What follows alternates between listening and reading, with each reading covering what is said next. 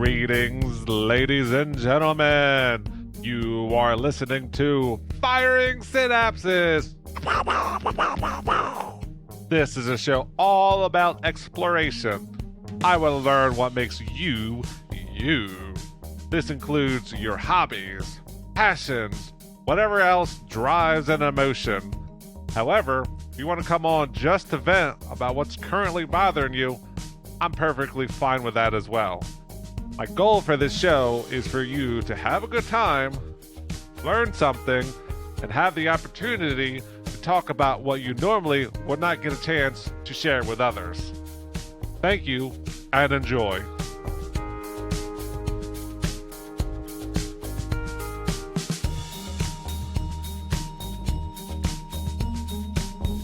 Hello, everyone, and welcome to the show. For those return listeners, I thank you very much. I appreciate all the love. For those of you who are new to this endeavor, I am your host, Matt. On today's episode, we're going to be talking about a topic that I have very little knowledge of, but then again, that's why I have guests on my show. The host of Lapping Guns Podcast, Misfits and Chill, and probably about 5 other side projects. Everyone welcome, Meta World Thief. Hey, Meta. Hey, thank you for having me, sir. Meta World Thief, aka Meta World Jesus, today, aka Meta World Mids, because I'm going to talk about some ones. We'll get into that in a short bit because I have no idea what you're talking about, but that's why I love having you on the show. Also joining me, and the reason for this episode, I am joined by, and I'm sorry if I get this wrong, but Vulgar Podcast. I want to welcome Nigel to the show. Hi, Nigel. Yeah, what's up? Now, today we're going to be talking about a topic that, like I said, I have no idea about. The inner workings of this passion, hobby, whatever interest, whatever you want to call it. But I'm sure that's like every other interest. Like Meta and everyone else who has listened to this show knows that I play cornhole pseudo-professionally. I'm trying to be a professional, but it takes time. So I have 15, 16 different sets of bags in my collection. But we're not talking about cornhole today. We are talking about sneakerheads, sneaker collectors. So, Nigel, if you wouldn't mind, just so I have a rough idea, roughly how many sneakers do you think you have in your collection as of today? I dumped a lot recently. I am down to about 30, I believe. I love that answer. I'm down to about 30, I believe. Because I'm not a sneakerhead, but he picked me for the perfect episode. I'm a recovering sneakerhead. So about 7 years ago, because of the job I was in, I just started buying all black Jordan 1s. And then I was like, this is nice to not have to worry about what to wear. So basically I have like 7 or 8 pair of like, you know, the Kenneth Cole Lacoste polo type of sneakers. And then I just rotate 3 pairs of black on black ones just every single day. I look like a damn cartoon with the same outfit every day. Well, see, I think I can top that. Me being white and having 13 wide feet. 13 original colonies? Yes, 1 star for each of them.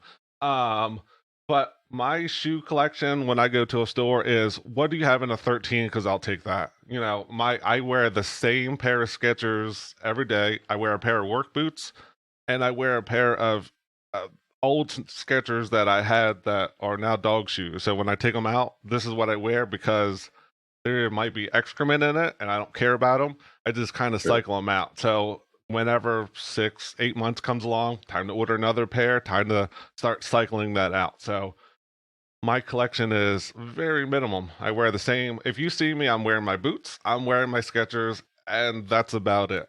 So having down to 30 is new to me, I guess. I mean, I have a couple of pairs of shoes and stuff like that, but my collection is very minimum. I would like to think mine. I would like to think mine is minimum. I guess you're pretty light for someone in the culture, though.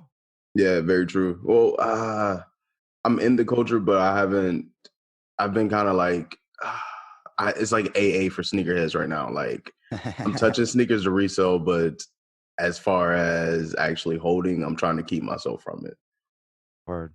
Now, when you say you're down from 30, like before your big sneaker dump, what do you think approximately where you were at, like kind of at your pinnacle, if you would? Probably 2016-ish. I think I was at.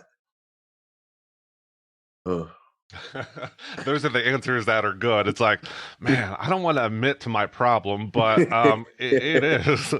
He's like, well, I live by myself in a 2-bedroom, and all the kicks were in the other bedroom. It and I was 12 by 12. If you do the math, carry the one. Oh my God. Make up for the exchanges that you're gonna do with your cousin later because y'all wear the same size. Oh my God, I love that though. Yeah, because he'll get something dope and then I'll get like he had the top threes Jordan ones. Mm. And he wanted to wear my bread Jordan ones. And I was like, all right, look, bro, we can make this work. We wear the same size. Let's just swap for a week, 2 weeks, don't matter. So yeah, I didn't get my shoes back until about a month. He didn't get his back until like 3 months. Like I fell in love with the top threes. It's like one of my nephews is the same size as me, Puerto Word. Rican family, one of those things. Gotcha. So his thing is the 12s, and I don't know. I just don't buy. I never bought 12s just because I knew I could rock his 12s. Like, what's the point? See, realizing that you have family members with the same size, you start saving so much more money. Word. So well, first of all, do you like categorize sneakers and shoes and boots differently, or they all kind of like clumped in as one like general unit type of thing, or do you not buy shoes or boots, slides, chanclas, whatever you want to call them? Chancletas. Nah, man, it's kind of hard because with the easy dropping slides and stuff like that, like I look at it, I won't say they're all sneakers, but it's all around the same area, depending on what it is, how hyped it is. So it's just like, some people are like, oh, I want to do it for resale, or I just want to do it for the clout of everything. So it's just, it all depends on that. I don't know if that answered that question at all. It makes perfect sense. And it's one of those things where if you're doing it for resale purposes, like say it's a boot, right? Right. And me personally, I don't like wearing boots. They're a little too heavy on my feet for my personal preference. So if I'm doing that and there's a boot out, I'm like, it's kind of cool, but I don't know if I want to own it. Yeah, buy that. And then if you can't sell it, then all right, I'll wear it once a year. Right. Now, Nigel, do you most of your collection, do you buy to use? Do you buy to sell? Do you buy because it looks cool? I mean, what's kind of your thought process when you're like, I'm going to make this purchase or make these purchases, So my buy process has actually changed. Like I tell you the beginning to tell you now. So like in the beginning, it was, oh, this is dope. This is coming out. I got to have it. And if I was able to touch it, I'll keep it. Now it's more so like, the 7-day process. I'm telling you, I'm a recovering addict. So what I'll do is if I see it drop, I'll wait until the holiday seasons and see if I still want it, and then go back and just pick up, the things that I actually want and not just the most hype shoe that dropped. Because people hype up shoes and then you look at it, the material's terrible. The shoe itself as a collab was terrible. The shoe itself from whomever was horrible. The colorway is horrible, whatever it may be. And a lot of times, to his point, there are shoes that you see that maybe has come out 4, 5, 6 times before. But then when you get up close in person and you're like, wow, they really skimped on the materials this run. And then sometimes a month later, you hear people talk about like, oh, my sole is collapsing. Yep. And stuff like that. And yeah, Nike's had a habit of switching off their materials the more times they release a certain shoe. Red Force.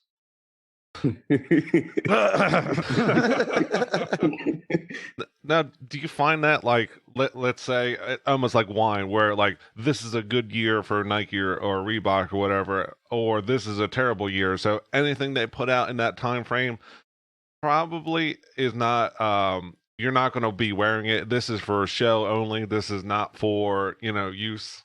Or does it come down to like different lines where this line's okay, this line is terrible, or is it kind of all of it like a grab bag? You're some are good, some are bad. Yeah, grab bag. Like, uh, I'm usually a Nike fanatic, but it's like, I'll swerve into Adidas, or maybe if I see something dope from Reebok, I might grab something. Or, like it just depends on, man. Like, material is my thing. I love like the different materials. Like, if they're comfortable, I am down for it, bro. I am literally thinking about selling the rest of my Jordan ones because those suck to wear. So Sell it's them just to like, me. how much is I need the flat soles, bro. word? I Eh, can't do it, man. For long periods, no. See, I like them as walking around / working shoes Yep. because the sole is so thin and flat, it doesn't like my Achilles. So I have like Achilles tendonitis. And when I looked into it, it seems like it's from me wearing Air Maxes all those years. Because the back of the heel is at an angle to a point where over time it shortens your actual Achilles tendon. Yeah. And remember back in the day, you used to go outside, you used to play for hours on end wearing whatever you had on your feet. And I wore a lot of Air Maxes. So now I'm again down to my Jordan 1's occasional running shoe. Also, can I ask you something regarding the material situation?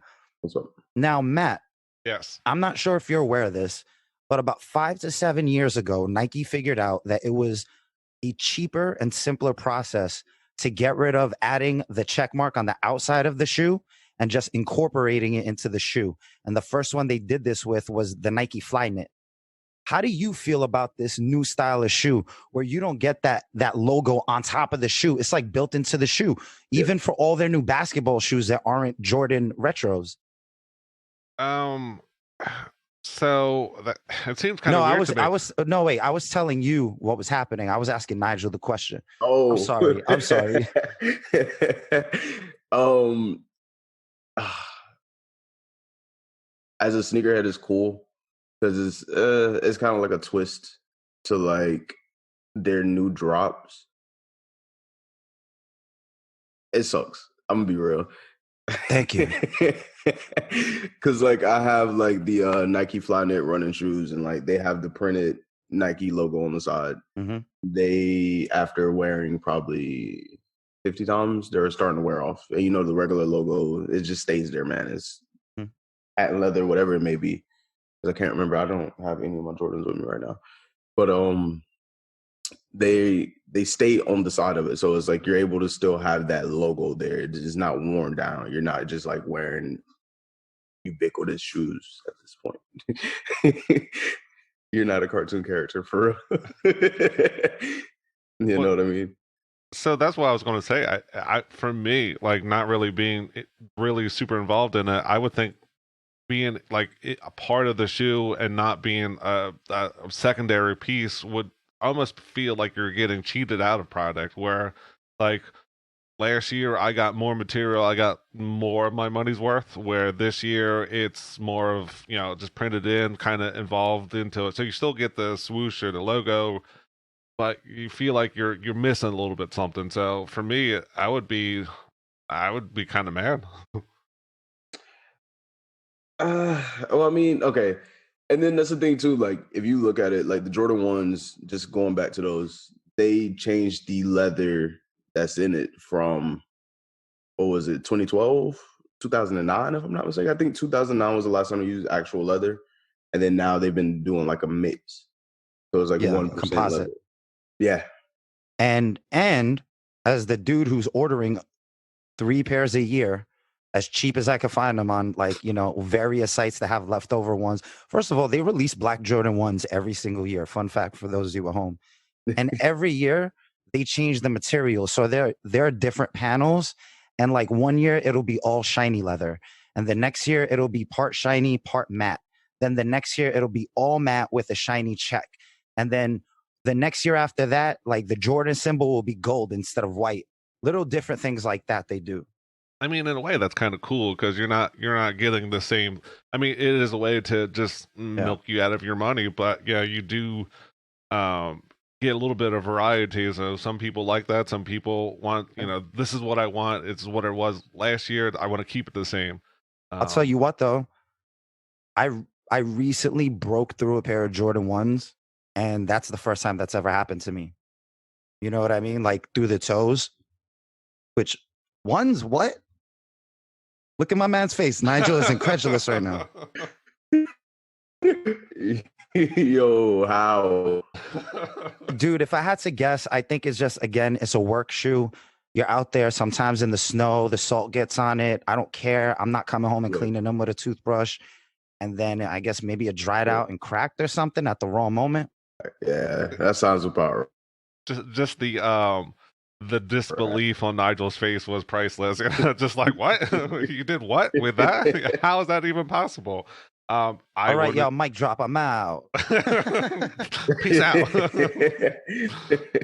Oh, so this has nothing to do with what we're talking about, but hey, Meta, I was re-editing my polyamorous show that I did a couple weeks ago, and so when I was listening to it, when I listened to it live, it was one thing, but then when I was going through the editing process, I realized that the people in the polyamorous world, they call their they call them metamors. So like this guy, he's married to a woman, so his woman's partners, they refer to them as metamors or metas. I thought that was kind of interesting.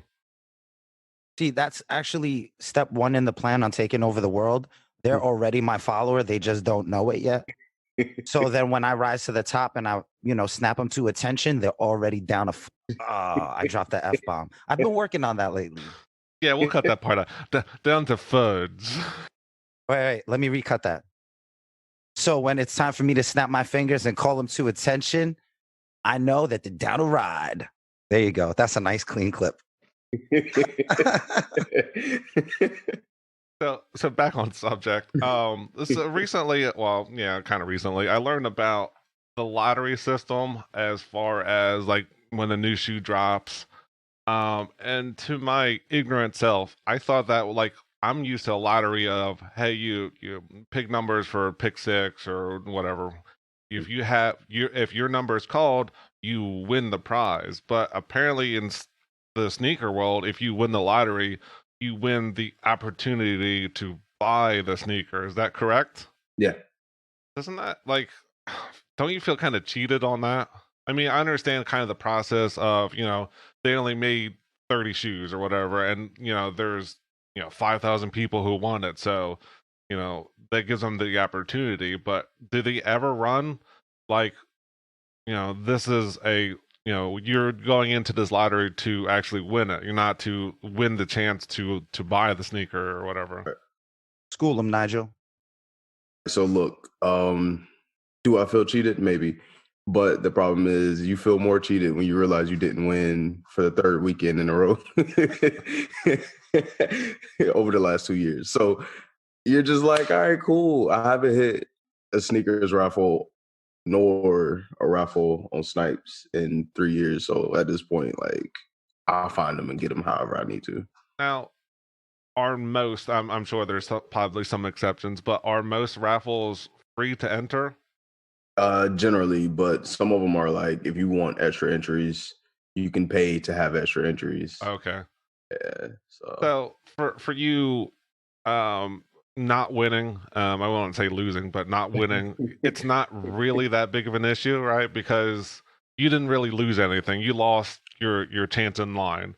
Right. Where over this weekend, I was in a couple raffles for cornhole bags. So that was a paid entry. So I had to pay 10 or 20 bucks to enter into it, and then I lost 3 times. I'm like, look, I'm down $50. I don't really need anything extra, but if I can get a brand new set of bags for $10, that's good, or I can get the money back. Type of it was a spinny wheel type of thing, so I didn't go too deep in it. And like I said, I already have 15, 16 different sets, and I only really play with 2, so.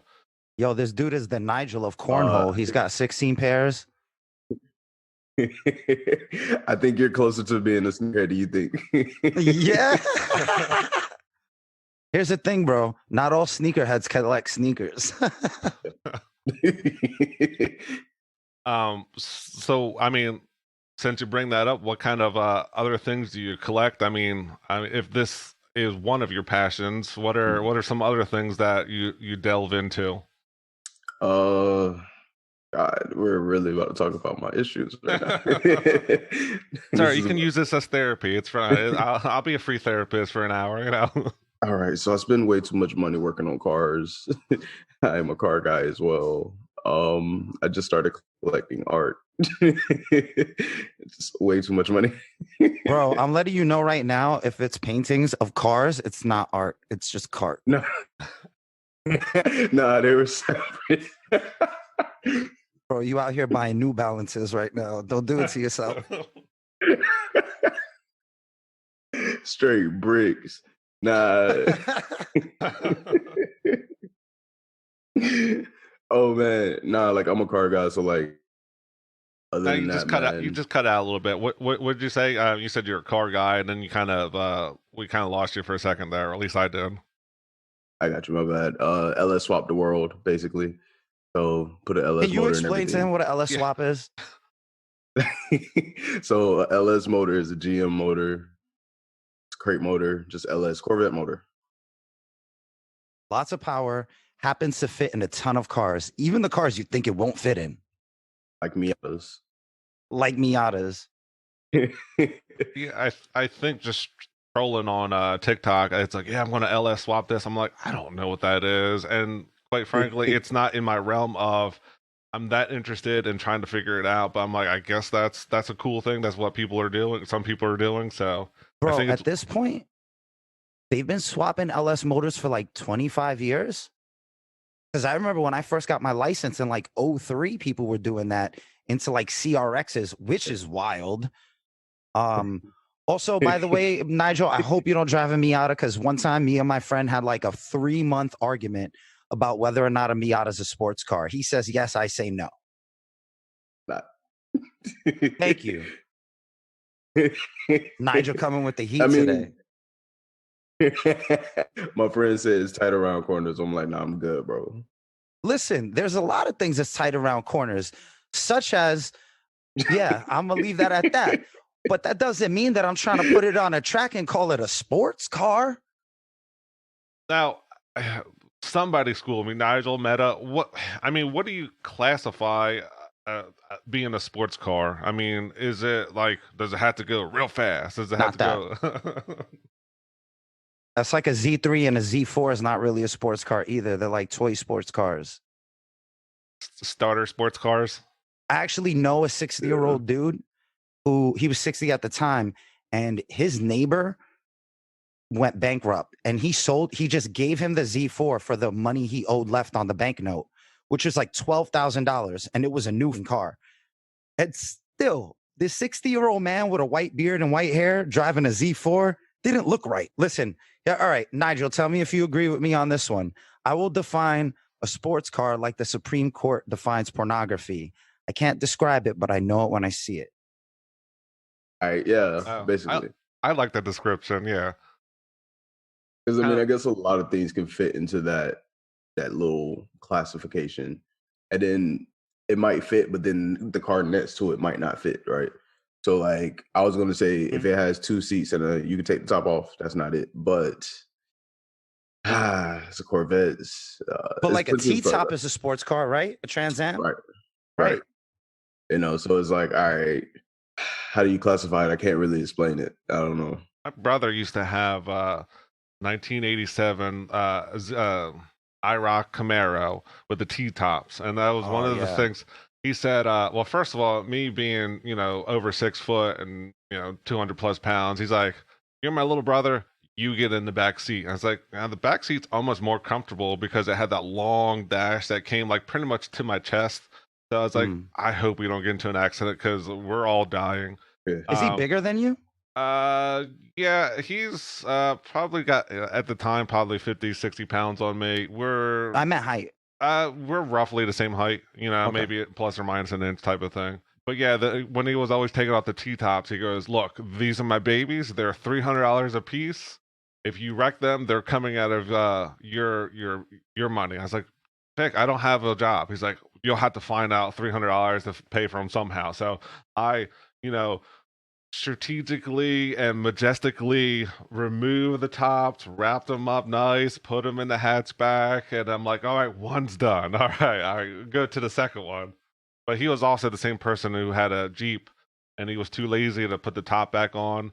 So he would always be wearing like a rain jacket or have an umbrella or a towel ready to wipe off his seats.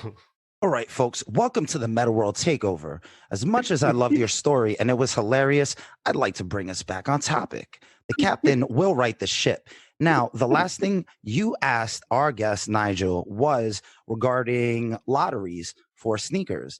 But lotteries are the band-aid on the problem of two things: too much demand and not enough supply, which is intentional because there are certain levels of releases on sneakers, which I don't know if you know, but we can explain that. But also people like resellers just getting in the front of a line and, you know, $10,000, first guy online buys all the shoes, sells everything on eBay for like triple the price. That became a problem as well. Now, I want to go back to the very beginning, the Stone Age. I'm not sure how old you are, Nigel. Have you ever waited in line for sneakers, like physically? And do you have any wild stories about that? Actually, I don't. Everything's been tame. It's been chill. It's just been normal. How about we cut this part out? We give you a couple minutes. We think of a story. We're like, yeah, I was standing in line at Foot Locker and I was 60th deep, right? So therefore, I brought out my knife and I said, look, if you don't get out of this line, I will cut you. So I Bro, jumped. stop telling my story. Yo, so Meta, I'm gonna switch this over. I know you took over, but I'm gonna ask: do you have any wild stories? This dude threw me the alley. Yo, So see what happened was, all right, there are two moments that stick out in my mind. One of them was, it's a shame I can't remember the actual sneaker. I want to say it was sevens in 07 or something like that. Because sevens are making a run from like 05 to 08. Right. And Jimmy Jazz, Fordham Road, Bronx, New York. 4:00 in the morning. Me. So how old was I? I was like 20 tops.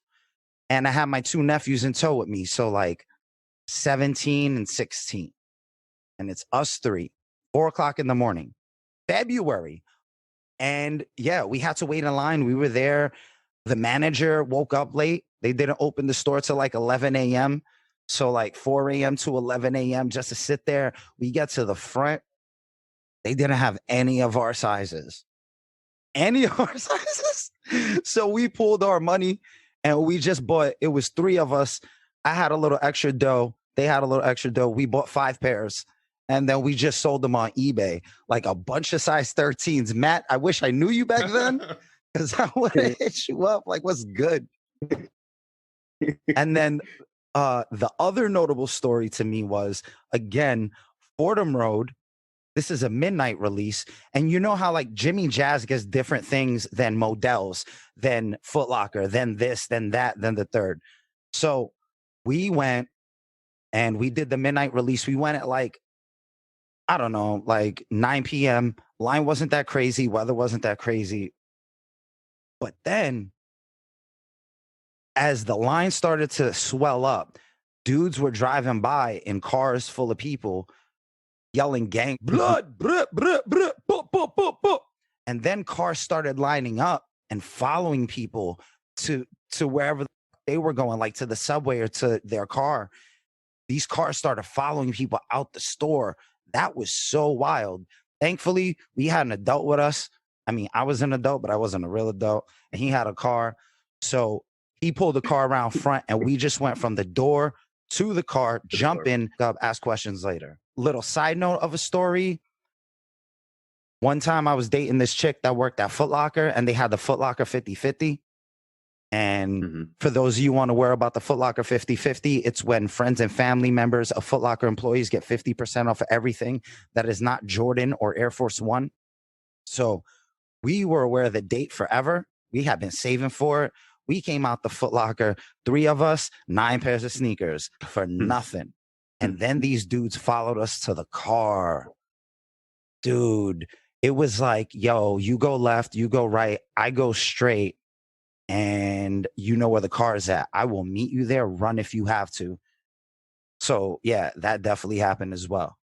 You want a fun story? Can I hit you with a fun, refreshing story? A nice little palate cleanser. Yeah, a palate cleanser. Let's take it out the hood. All 3 of those things happened in the Bronx. There was, however, one time where, remember when the Black Cat 3s came out? Yeah. So the Black Cat 3s came out, and there is this like, it's like a legendary local sporting goods store on 18th Street near Union Square called Paragon Sports in New York City. And they're known for all their like, so they stock Mad Patagonia. They're the only store in the city with skis, stuff like that. And they have this annual sale and everything is like 1,000,000% off. And I went to the annual sale to see if I could scoop something up, maybe a hoodie for cheap or something like that. And dude, the Black Cats were completely sold out when I went to go try to get them the first time. This is like 4 months later. Yo, they had my size. They had my size. I'm a 10.5. They had a 10. I bought both of them and I sold the 10s online. Yeah, these are the stories I kind of wish I had, but yeah, mine are like, hey, I'm gonna go get a new pair of Volts. These are the Velcro ones, so you don't even have to worry about tying them. Those, You wear Velcro, dog? Velcro is awesome. No, my Skechers are slip-on, so I don't even have to worry about Velcro. This is foot in, pull up the back, and I'm good. I'm very simple. I don't. This is probably gonna really date myself, but I wear shoes that were considered Bobos. So those, I'm like, hey, look, I have a big foot. I have a big wide foot. I get what I can get, so I don't really care I've about. never heard the term, but are you referring to Bobo the Clown? I'm sure that's kind of what it was, but yeah, it was kind of like not in style, not fashionable, yeah, big and bulbousy and yeah. See, like I said, that probably dates me, but that's what I was always referred to as, my shoe style. Is like, man, you got those Bobos. Maybe they were referring to your feet and not the shoes on the feet. So it wouldn't matter what I had; it still would have been Bobos. You was in the air Ronald McDonald's. That, and I always get, damn, do you get a pair of oars with those shoes? I'm like, yeah. For people like Shaq and who have like 20 plus inch shoes, like I'm sure like money solves everything, but like before they have money, what do they do? Like if you have like a 15 plus size shoe, is there a place that like you can get those, or did they just like take some paper mache and make their own shoes? First of all, he's asking for a recommendation on where he can shop. First of all, that's what he's doing, low-key. He's like, listen, if you happen to be 13.5 wide-footed, is there a place like a Husky men's store where I can partake in the culture? I'll wait in line. It's funny. I just got called Husky the other day. I was playing cornhole and I bumped into somebody. He goes, hey, well, you're a husky fella, so we're cool. Bro, was that an inside joke for the cornhole community? He called you husky because you're mad good at corn husk? I'm not sure, but I did get offered a beer after we won handsomely against this other guy. He's like, man, are you good? Do you want a Bud Light? I'm like, no, bro, I'm good. Yeah, he was hitting on you. Husky was a compliment. He means you're a good cornholer. Well, see, in the bear community, that's a good thing. I'll take free drinks. I'll take you up on this offer. But anyway, back to the shoe recommendation before we get too much off the topic. Like I said, I found at I don't know, we might have went to I forget, one of those, like, might have been Modell's. I can't remember what it was, but yeah, I found a 13 wide and Skechers, and that's my everyday shoe. But like for someone who has larger feet, is there a company that does more bigger feet thing? I'm serious. I want to know about these things. Just the way you worded it. I'm sorry. I couldn't stop it. It Look, just spilled man, out. just check out some Yeezys. Like honestly, like you might be more comfortable in like 500s. Bro, here's your move. Like Get the rarest sneaker in the world and see if that works out for you. yo, get a size 13 Nike match, bro. Come on, you good. You'll be set.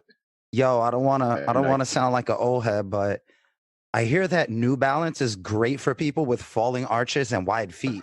They actually make like wide-footed things, and they have like good ankle support and strong heels, or soles rather. Nigel, yeah, no, you're nodding. Yeah, for sure. Everybody with wide feet I know got New Balances. Like for real, for real. Bang bang. Or get like a size higher, because I've done that too.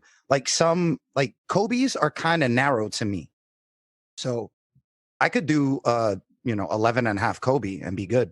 But yeah, for someone like me, I would probably be decent if I wanted to resell because I don't have to worry about size. I mean, I can buy the most popular size and then say they're mint because my feet are never going to fit into these. If you combine them, maybe I can get into one, 1 foot in. You know what's funny is if you talk to an economist, oddly enough, they'll tell you that a home is a depreciating asset because even if you pay off the home, you still have to pay taxes. You still have liabilities, insurance-wise, things of that nature. As soon as you buy a brand new car, it loses 15% as soon as you drive it off the lot. Oddly enough, if you make the right picks with sneakers, they are an appreciating asset. Now, the only plot twist with that is one day you might open up a box of kicks you bought 10 years ago and realize that the soles turn to dust. So you got to make sure you steal silica packets from the display purses at Macy's and take them home and throw them into your sneaker boxes. That is a real thing, folks. Allegedly, the statute of limitations is over. I guarantee it. Yo, that's real talk because they will start to yellow, and if you ain't paying attention, yellow into just destroy. I think it was 08. I'm sure you could correct me if I'm wrong, but I got in 08, I bought 2 pairs of True Blues. And there's one pair dead stock in my parents' house. Perfect. Actually, the box got damaged a bit, which sucks. Not damaged, but like a crinkle in it, which they'll, Yeah, they'll complain. But the shoes are mint. They got all the silica packets for the past 15 years. Just everyone is here. I'm just stuffing it like a turkey. Allegedly from Macy's. Allegedly. I don't even know if turkeys are real. I mean, so that kind of brings me up to another question of if you plan on buying a pair of sneakers and you're going to sell them, is there a special technique that you employ to try to keep them as fresh as possible? Do you put them in vacuum safe bags? Do you put them out of light? I mean, what kind of a process? Whoa, it just broke my mind. He said vacuum safe bags. Why haven't we been doing that shit? Did you see my face? Yes. That's why we need outsiders. That's the best freaking idea ever, my dude. Vacuum with silica inside of it. Bro, you just changed the game. We can't release this podcast. We actually have to make this a service and a company. Just buy a whole line of vacuum savers and be like, look, I'll charge this for a fee. Just Yo, and Nigel, I'm out here in my mind. I'm like, yo, drop seafoam on this. Seafoam, right? I'm like, drop seafoam on this. And then he just changed the whole game with one comment. I mean, So what is seafoam? I mean, other than a pretty blue color in the paint store. I saw you, bro. I talk too much. Nah. You got it, bro. Nah, seafoam is a cleaner, and it's basically a foam made out of a salt chemical base, and you spray it on the soles, and then you're supposed to have renewed soles. And then you do that, and then there's other techniques to clean the leather or the suede or the patent leather, which might have a scuff on it, et cetera, et cetera. But yeah, there are entire services, websites dedicated to restoring sneakers. all that. I mean, Nigel, you have anything to add to that, or did he pretty much I was cover? gonna see how he got rid of scuffs like back in the day. Like, First of all, I don't believe in patent leather. okay, I hate it. So yo, dude. Okay, Matt. So the most popular sneaker in the history of sneaker culture is the Michael Jordan 11s, specifically the Space Jams. I've seen people wear them to weddings with tuxedos. The most popular. I'm not going to say the best. I'm going to say most popular. And I'm also going to say that I hate patent leather. It looks like plastic shoes. What are you doing here? So I get a lot of heat for that. I don't mess with the 11s, but I recognize the greatness. And look, the design is cool. Remember the snakeskin 11s? oh, that's Yeah. not. I mean, if See, you're asking me, that's a I'm talking hard to no. Nigel. Listen, all right. Let's not. All right, Matt, you can go home I didn't now. like him. No, I didn't like him either, but Right. I saw that there was an avenue to having 11s that I don't hate. Right. Because you could do other things besides. As a Patent matter leather. of fact, if you would replace it with actual regular leather, it would have looked just like the 12s. It would have looked exactly like the 12s. But Nigel, is there any? If you plan on like not wearing the shoe and you want to preserve it, is there anything that you do particularly to try to keep them as Pristine as possible. yeah, sure. Yeah, I came up with this idea called like vacuum sealing. You know. Yes, yo, bro. I was like, he better say that. Yeah, Yo, Nigel, tell us more. So like I patented it probably like 5 minutes. What's the name of the company? We're gonna call it Nesus Christ Shoe Protection. Yeah. Wait. Does that have a website? Can you spell that so I can put this? No, we bought the website and then all the other websites that look and sound like it, and even if it's misspelled, we bought those as well. Bro, you just did a reverse Elvis, and I'm with it. I think we found the title of this podcast. You know, reverse Elvis. But no, man. Most of the shoes, if I keep them, like if I'm gonna be honest, wow. Wow, I'm not even honest with my girl. Wow. All right, I can't believe I'm gonna tell you this, but I'm going to. Look, on the for real. This is what how we do it, and down in the hood, this is what we do.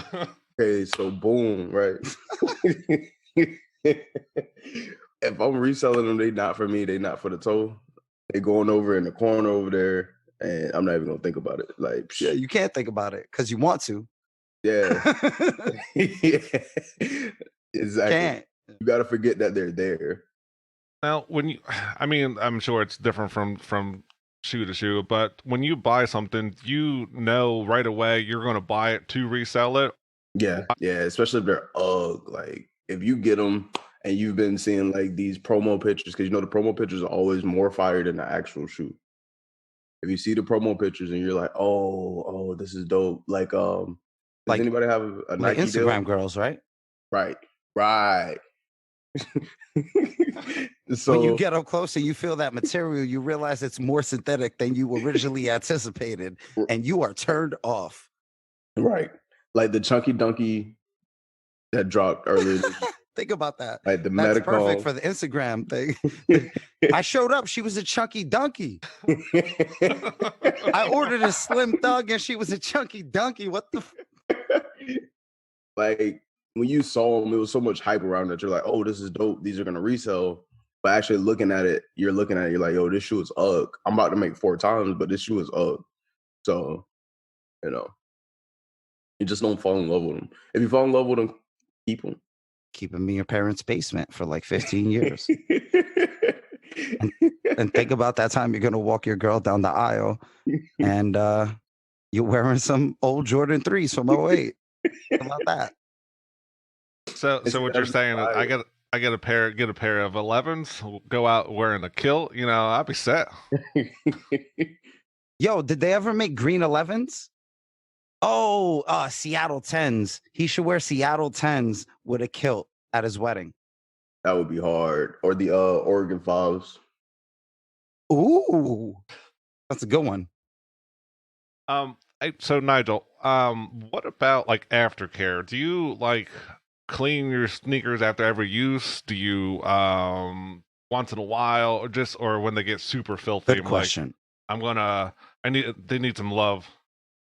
Or every week. Oh, All right. Well, we're kind of losing you right now, so I'll come back to you when we get more stable. What about you, Meta? Do you have any type of cleaning regimen after you use them?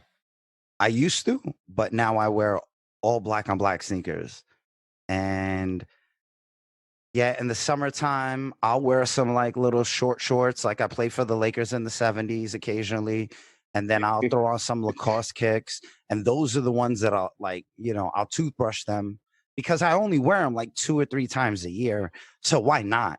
But generally speaking, now, fun fact, there was an episode of MTV Cribs where Fat Joe showed off his sneaker collection. And he's like, yo, this is all dead stock. Check this out. You know what dead stock means? That means this never touched the floor. And then he started licking the bottoms of his sneakers. And I'm like, I don't know, man. They probably tested it in the factory. he was wilding. You saw that, right? Like, I don't put my tongue to the bottom of a shoe, bro. I'm good. Never that. I'm all the people who work there at minimum, try them on. I've dated multiple Foot Locker, Foot Action girls. I was such a sneakerhead. I always had to have a connect. From age 17 to 23, we always knew somebody doing something. Even if I'm not romantically involved, I could get you the weed you need, allegedly. 50-50. All right, so Nigel, I think we got a little bit more stable connection. What were you saying about your aftercare? Because, like I said, you cut out. I didn't, wasn't really hearing anything. So, I got you. All right, so like before I went to AA, man, I used to like clean them every week, and like now, like I'm looking at my 500s right now, bro. I haven't cleaned these in like 2 years. Like real talk. Does it hurt you? They are burnt. Not really, bro. I'm kind of appreciating it. That's cooked. Like, did you at least play sports in them? Or you just let that happen naturally? That's from restaurant work. Oh, that's fair. That's fair. Also, who wears white shoes at a restaurant? I would have fired you the first day you walked in. Those are not non-slip. Ironically, the head chef is wearing Crocs while he mans the fryer. See, they're white. I thought they were gray. I mean, bro, he's getting at you. They low-key blue, but help it. I thought they were white to gray as well. Nah, those are blue. Yeah, they need to clean back.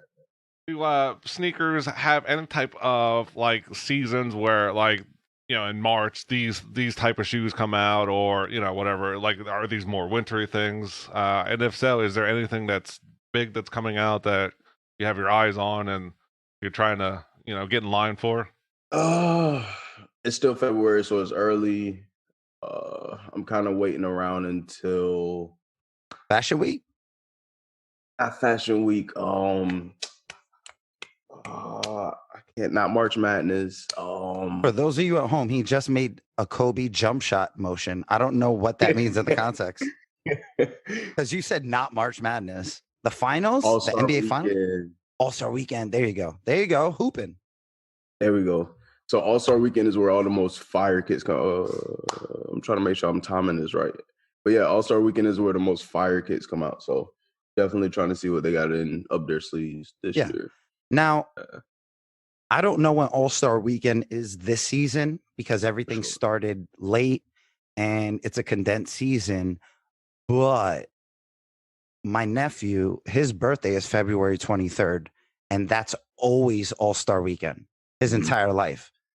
So, it's one of those things where I'm like, oh yeah, February 23rd-ish. But no, I don't think that's going to happen this year. So basketball is usually the top promoter of sneakers. What's coming out? So in All Star You know Weekend, or what? You know what? That shows you ignorance. Soccer's probably number one, right? And then potentially athletic gear, such as cleats of different sorts. Yeah. And then probably basketball, if we're just ranking athletically. I'm sorry I just called you ignorant on your own show. That wasn't a pejorative. That wasn't a pejorative. It was just me being like, oh, no, you don't know this. I'm sorry. no, I My mean apologies. ignorance is just the lack of information. So I don't have that information. So calling me ignorant is actually the correct terminology for this. I'm glad you have emotional maturity. That's why we're cool. But for the most part, I'm not going to go out and wear, soccer cleats or football cleats to go shopping. However, I might go out and wear basketball sneakers to go, grocery store, go pick up some cornhole bags, play cornhole in. Yeah. So that's more of, I mean, while yes, equipment wise from your different sports will have a different impact on soccer or football or whatever. But for like everyday go out and wear or to as a showpiece, that's kind of what I was thinking more of. Basketball kind of be the not number one, like, oh, that's coming out, I got to get that now type of area of expertise type of thing. It's like a situation of retail versus B2B, where like everyone is buying basketball shoes. But then the rest of the world is getting sponsored by Nike and Adidas, and they're pushing millions of units that you're just not aware of. Sporting equipment, that type of foot attire is a bigger market than everyday sneakers that people wear out. I would absolutely bet money on that without having numbers in front of me, just understanding how many people play soccer in the world.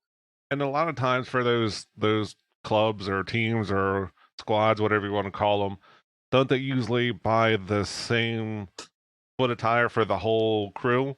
So Yes, and they don't buy it, they're sponsored by them.